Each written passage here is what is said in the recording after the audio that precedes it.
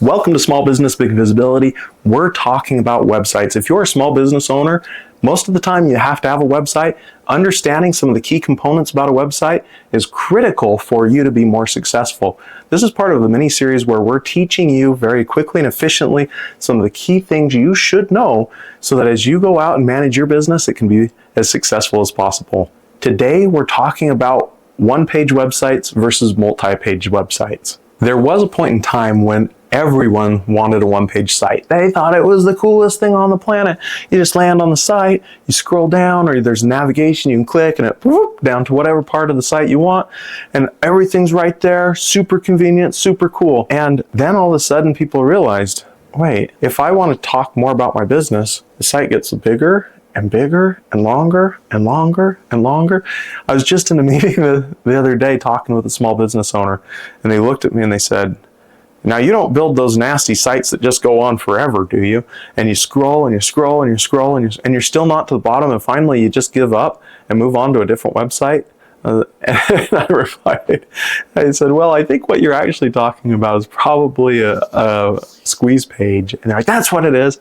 Now, there's a place for a squeeze page, and there's a certain psychology of when that is effective and when it's not effective. And if you don't know those rules, you won't know whether you should have a squeeze page, whether you should have a one-page site, whether you should have a full multi-page website. But by the end of this video, you should have some clarity around that question. Now, should you have a one-page website? I would answer most of the time no, but there are a few key times when having a one-page website is great.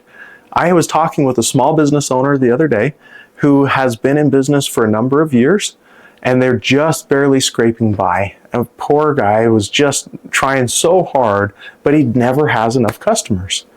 The other problem is he doesn't have a budget. Because he's been scraping by so tight, he didn't have enough money to be able to afford to do a website. And if that's the case, I would say to a small business owner, don't hire a web design agency. Go out and you can go to any of these do-it-yourself sites and build a one-page website, or you can build a multi-page site.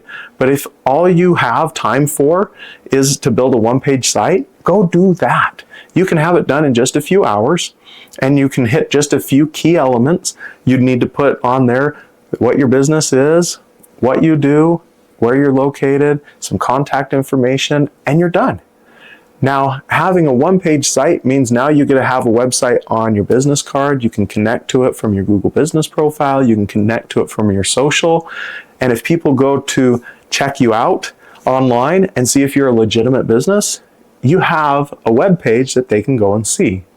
But on the flip side, if you go and you put a one-page site together, and let's say you want to showcase a lot of the jobs that you've done over the years, pretty soon that gallery gets really long, really overwhelming, and people get tired of scrolling.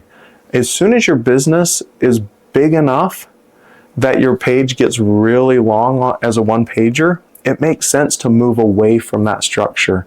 It was a cool design concept, but the limitations around it is very challenging.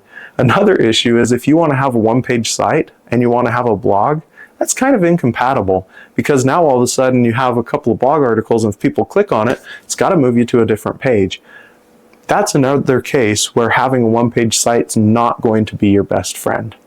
But again, if you're just getting started, if you don't have a budget, if you don't have a ton of time and resources to pour into getting a full site built, sometimes it makes sense to have a one-pager. Another scenario where it makes sense to have a one-pager is if you don't want to invest as much into the website, but you want something. That can be another case where you're going to save yourself a little bit of cash and you can get a site still built. And then as the business grows and develops and improves, you can go in and adjust that site so it's no longer a one-page site. So should you build a one-page site? Most of the time, probably not.